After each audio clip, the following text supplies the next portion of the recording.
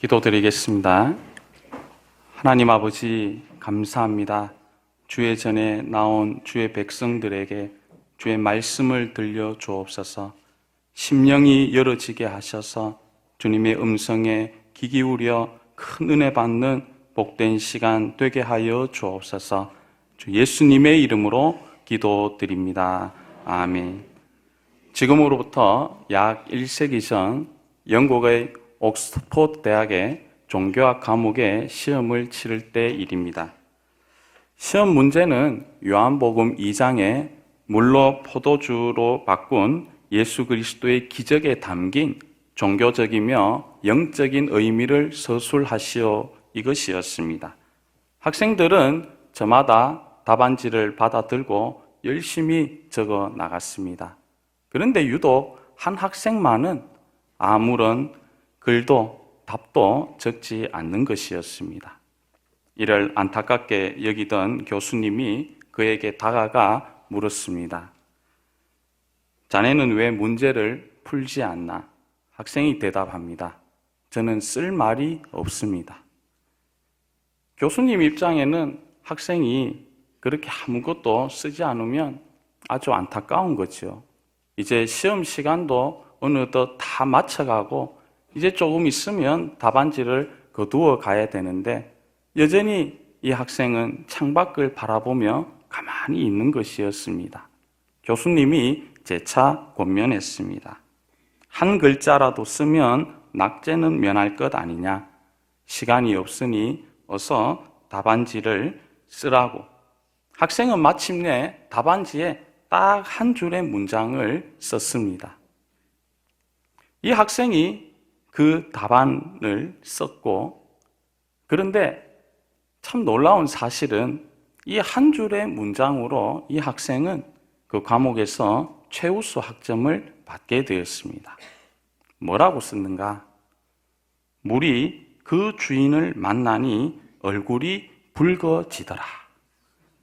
다시 한번 읽어드릴게요. 물이 그 주인을 만나니 얼굴이 붉어지더라. 이 학생이 누구냐 하면 영국의 유명한 낭만파 시인인 바이런이라는 분입니다. 물이 그 주인을 만나 얼굴이 붉어진 이 놀라운 사건은 2000년 전 갈릴리 가나의 혼인 잔치집에서 일어났습니다. 이 잔치의 본문 1절과 같이 예수님과 그의 제자들이 초대를 받아 그 잔치집에 갔습니다. 이 잔치집에 가면 우리가 떠올리는 이미지는 어떤 것입니까? 흥겨움이 있고 또 맛있는 음식이 있고 또 여러 친한 분들 또 지인들을 우리가 만나게 되지 않습니까? 그래서 좋은 분위기가 이어지기 때문에 계속해서 여기저기서 웃음꽃이 피어나게 되고 그야말로 축제의 한가운데에 서 있는 것처럼 그렇게 마음이 기쁘고 편한 곳이 바로 잔치집입니다.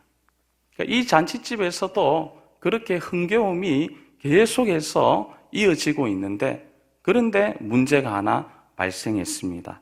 그것은 바로 포도주가 떨어지게 된 것이었습니다. 당시에 랍비들은 포도주가 없으면 기쁨이 없다고 말할 정도로 잔치에서 포도주는 절대로 없이 생각할 수 없는 필수품 중에 필수품이었다는 겁니다.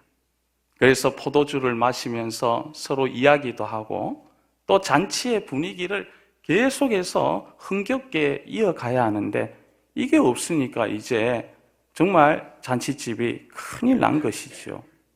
이 문제를 가장 먼저 알아차린 마리아가 예수님께 부탁을 합니다. 저들에게 포도주가 없다. 그러니 예수님께서 그것이 나와 무슨 상관이 있나이까? 내 때가 아직 이르지 아니하였는다라고 거절의 표현을 하지요. 그런데 예수님의 어머니 마리아는 그 예수님의 말씀에도 아랑곳하지 않고 하인들에게 무슨 말씀을 하시든지 그대로 하라. 그렇게 이야기를 하게 되고요. 하인들은 그 마리아의 그 간청과 또 예수님의 명령을 따라서 순종하게 되고, 그리하여 물이 포도주가 되는 놀라운 사건이 가나의 혼인잔치집에서 있었습니다.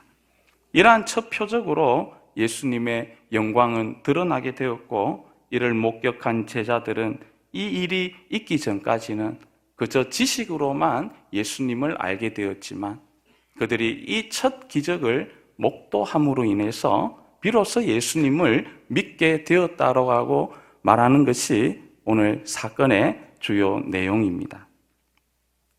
저는 요한복음 2장 1절 이하의 이 본문 말씀을 두 가지 관점에서 함께 생각하며 여러분과 함께 은혜를 나누고자 합니다. 첫 번째로 우리가 살펴봐야 하는 것은 예수님의 부요하심입니다.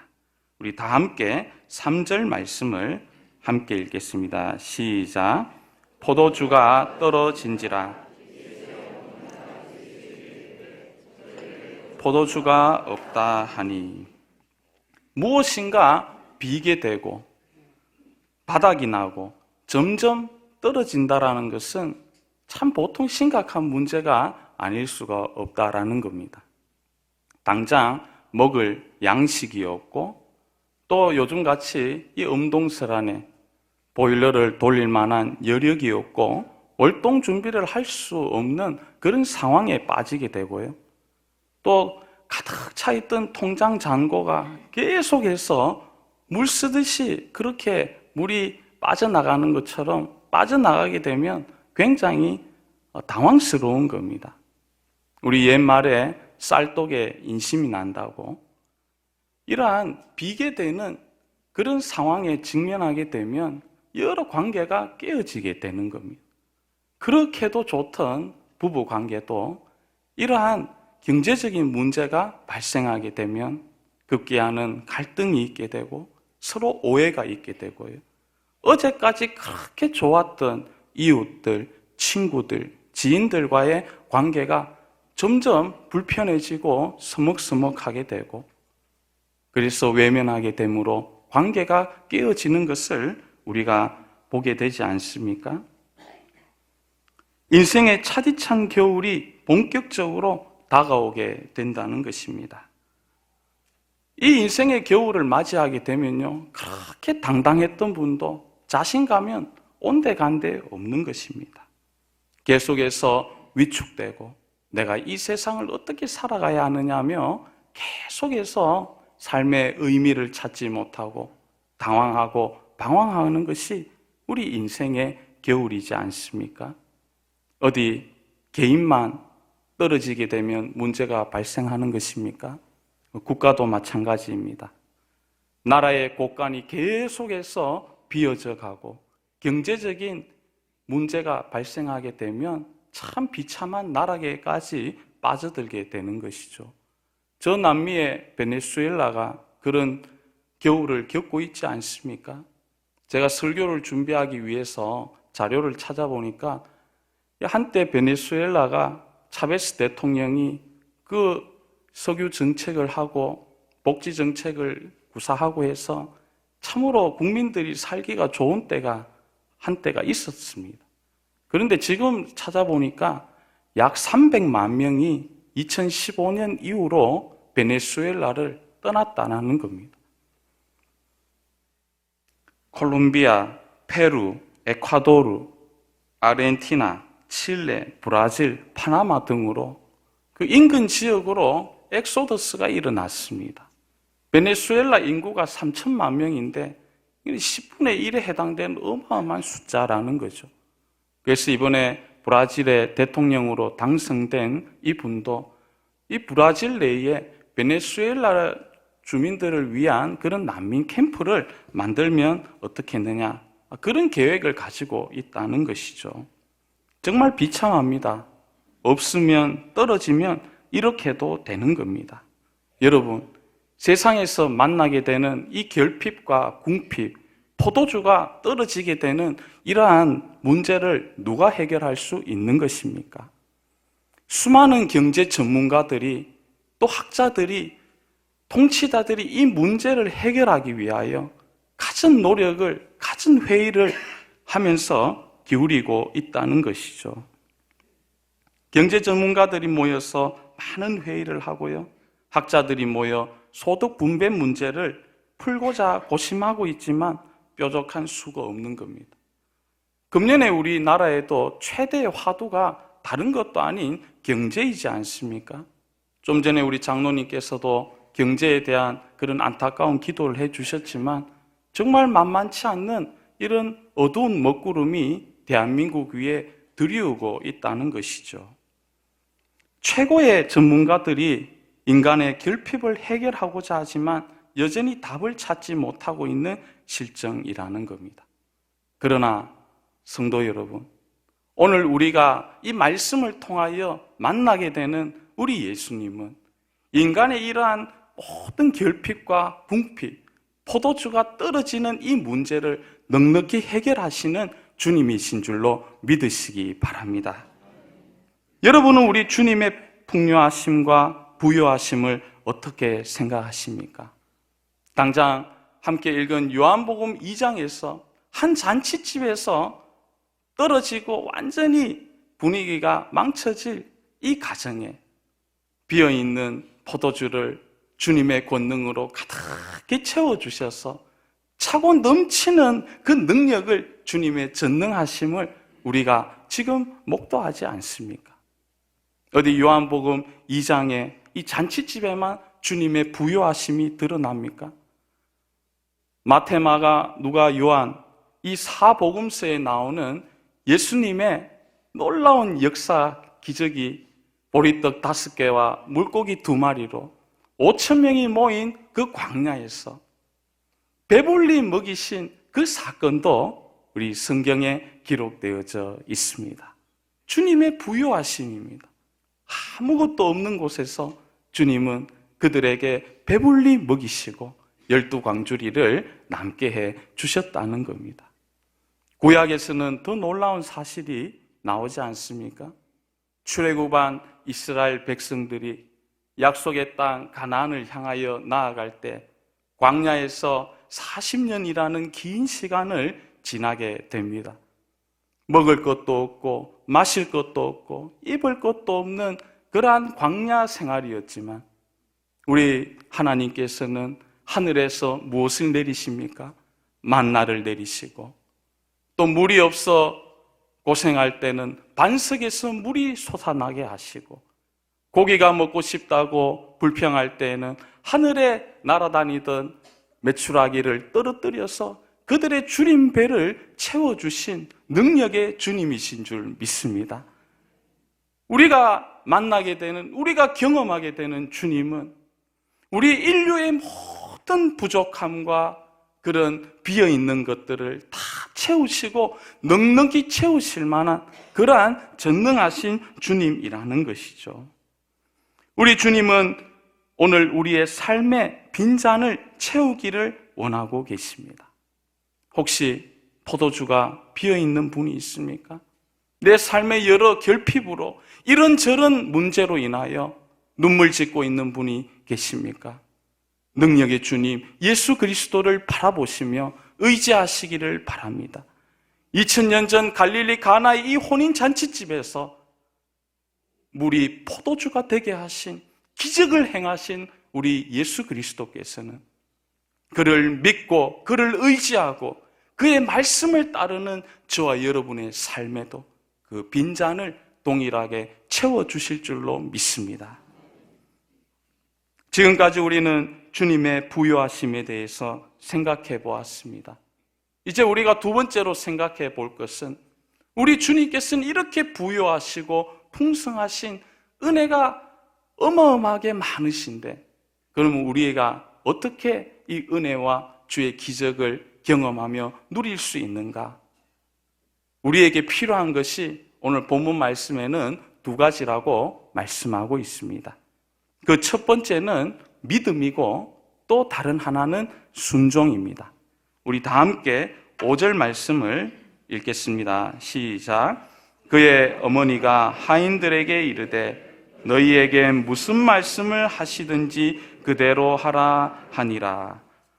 5절을 통해 알 수 있는 것처럼 마리아에게는 예수님은 어떤 일도 능치 못하신다는 그런 반석과 같은 절대적인 믿음이 있었다는 것입니다. 절망적인 상황에서도 그는 주님의 손을 크게 바라보았습니다. 우리가 복음서를 보면요, 예수님께서는 그냥 기적을 행하지 않으셨다는 것을 보게 됩니다. 눈먼 사람을 고치실 때에도, 안전뱅이를 일으키실 때에도, 수로보니게 여인의 딸을 고치실 때에도, 백부장의 하인을 치료하실 때에도 예수님께서는 그냥 치료하시지 않고 그들이 가지고 있는 믿음을 보시고 내 믿음대로 될지어다 주님이 말씀해 주셨습니다. 예수님의 기적을 체험하기 위해서, 놀라운 그 은혜를 경험하기 위해서 우리에게 정말 필요한 것은 믿음이라는 겁니다. 반면에 믿음이 없으면 어떻게 됩니까? 마가복음 6장에 보면 예수님의 고향 이야기가 나옵니다. 예수님께서 어렸을 볼 때 자라고 성장한 곳에 예수님께서 제자들과 함께 가셨는데 고향 사람들이 너무너무 예수님을 잘 아니까 배척하는 것이었습니다. 가버나움, 또 벳세다, 수많은 곳에서 예수님께서 가시는 곳마다 놀라운 기적과 역사를 베풀어 주셨는데, 그러나 예수님의 고향에서는 마가복음 6장에 그런 내용이 있습니다.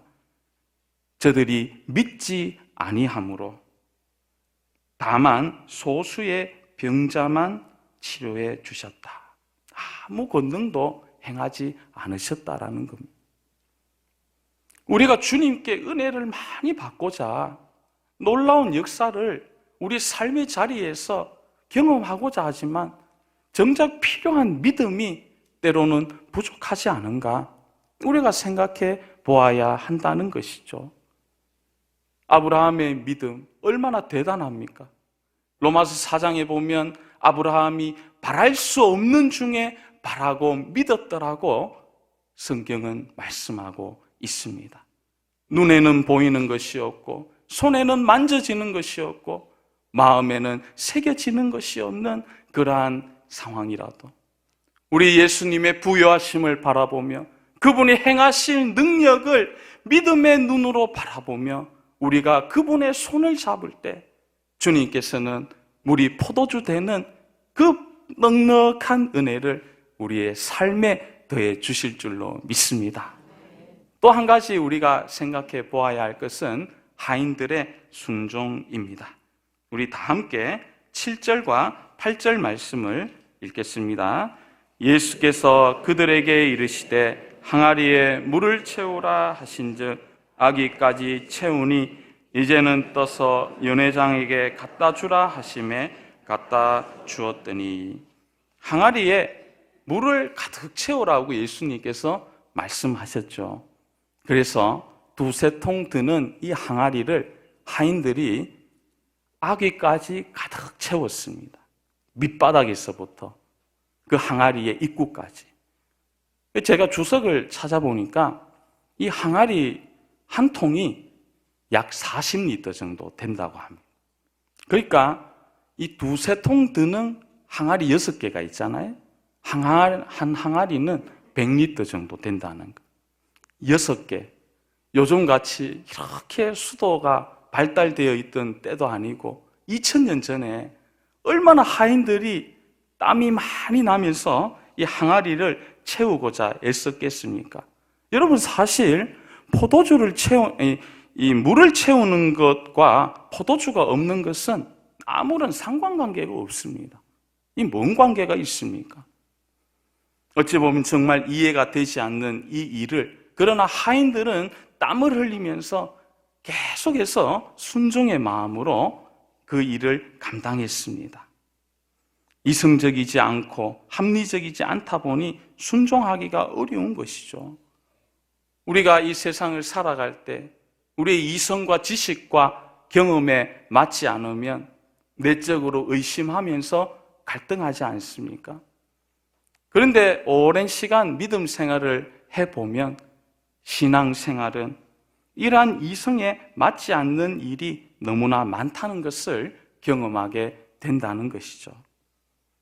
그런데 잔칫집 하인들이 대단한 것은 이 물을 6개 가득하게 항아리를 채운 것도 대단한데 그 물을 떠서 연회장에게 갖다 준 것입니다. 물 채우는 것까지는 그렇다고 해도 이 물인데 이거 포도주라고 이 필요한 거 한번 드셔보라고 그거 안 변하면 어떡하겠습니까? 참 어려운 거죠. 더군다나 21세기를 지금 우리가 살아가고 있는 이 현대시대에 이렇게 순종하는 것은 정말 어렵습니다. 그런데 하인들은 그걸 했습니다. 연회장에게 그대로 갖다 주니 이 물이 변하여 포도주가 되고 연회장이 극찬을 합니다. 어떻게 이런 포도주가 솟아날 수가 있냐고, 생길 수가 있냐고.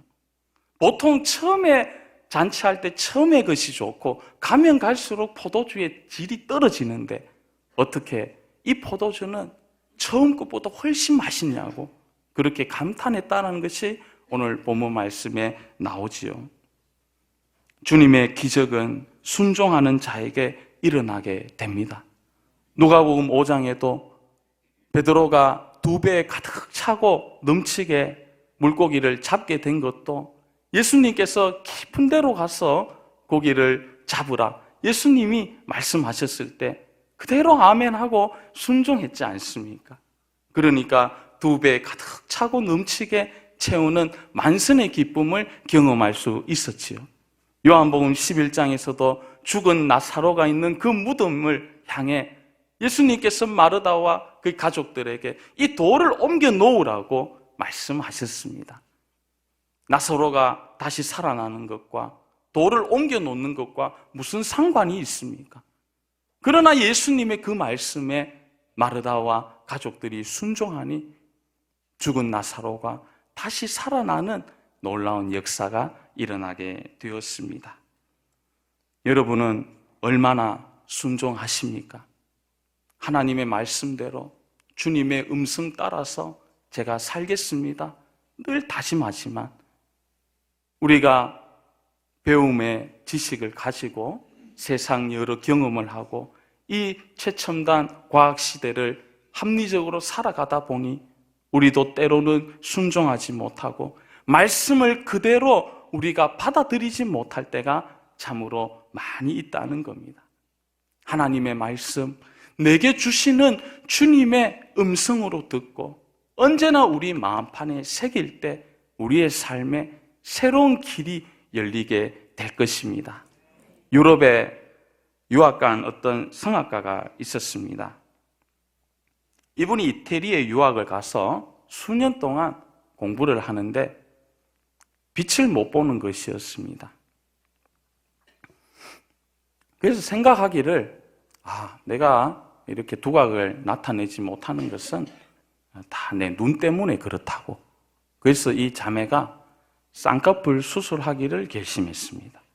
그래서 이제 엄마한테 한국에 전화를 해서 서울에서 가장 유명한 성형외과에 이제 예약을 좀 해달라고. 엄마가 노력을 해서 날짜를 다 잡았습니다.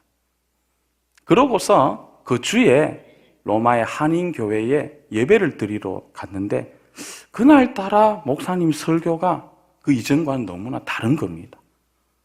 왜 하나님 주신 것에 만족하지 않느냐고.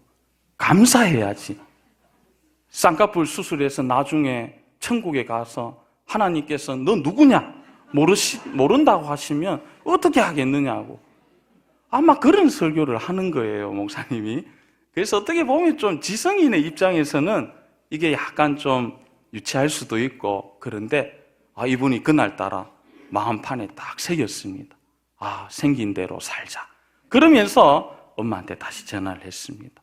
그러니까 서울에 있는 엄마가 나단이 났습니다. 그렇게 어렵게 잡았는데. 그런데 가지 않고, 그런데 원래 그 수술 받으려고 하던 날에 콩쿨 대회가 있었거든요. 그런데 안 가니까 그 대회에 참석을 했는데 참가해서 대상을 받았습니다. 더 놀라운 한 가지 사실은요. 그곳에 독일의 유명한 극장의 극장장이 거기 앉아 있었습니다.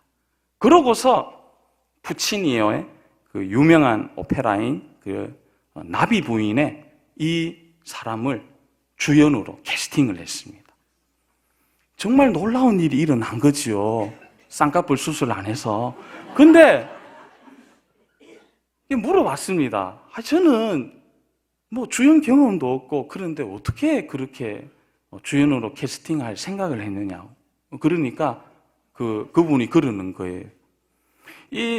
원래 나비 부인의 주인공이 미국의 해군 장교인 핑커튼과 일본 여성인 초초의 사랑 이야기잖아요.